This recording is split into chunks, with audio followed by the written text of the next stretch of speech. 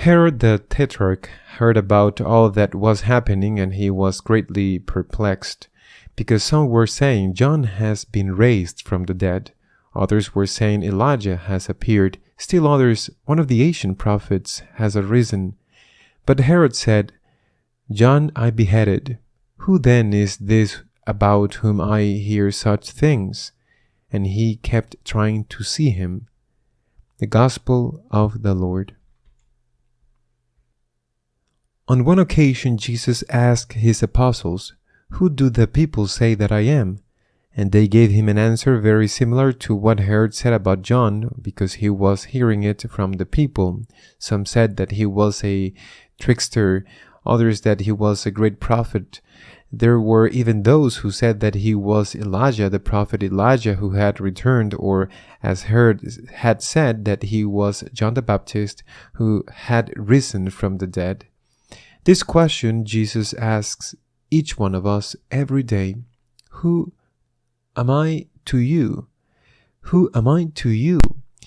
It is not a simple answer. It is not an answer that we should give lightly as if it were a learned formula. The formula tells us that we should answer, You are God, you are the first in my life, and that answer would be true, but is it sincere? Is Jesus God for me? Is Jesus the first and foremost in my life? Is that answer sincere? Is it authentic? For example, if Jesus is God, why ask to change his message, his teachings? Why? If he were a man, well, we men are all subject to circumstances, to cultural conditions, to our personal history, to education, to so many things. Jesus was a real man, but he was God. If you believe that Jesus is God, why ask to change his message, his teachings?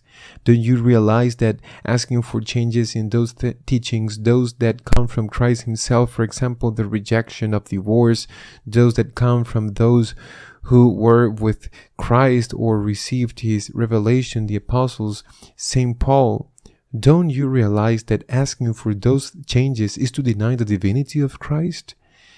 And I am saying very serious things.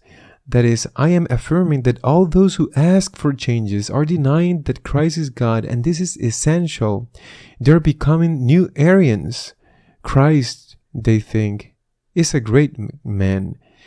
Some may even think that he is the greatest leader that humanity has ever had, or the person who has influenced humanity the most. Well, but they deny his divinity. Asking for changes in the teachings of Christ is denying the divinity of Christ.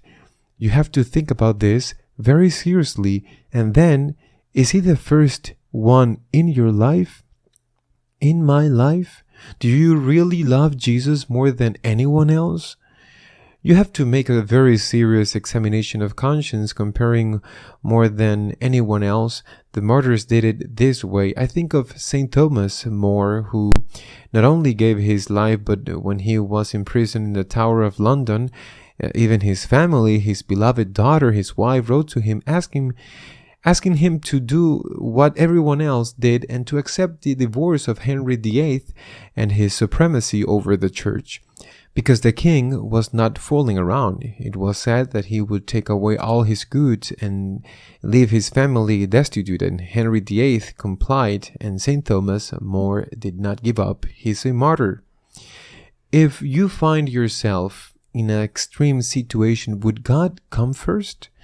Another simpler things, if God is not only the first but the most important thing, why not pray more?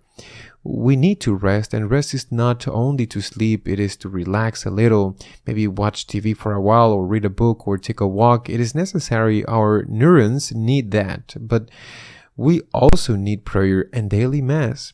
That is why Jesus asks again the question, not who do people say that I am, but the one he asks the apostles, who do you say that I am?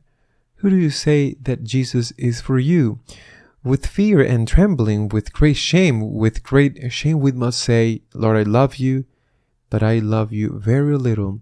Help me to love you more and more each day, to confess that you are God with all the consequences, and that you are the first and foremost in my life, to end by saying, or perhaps to begin by saying, Jesus, I trust you, because you're God, and because I love you. Amen.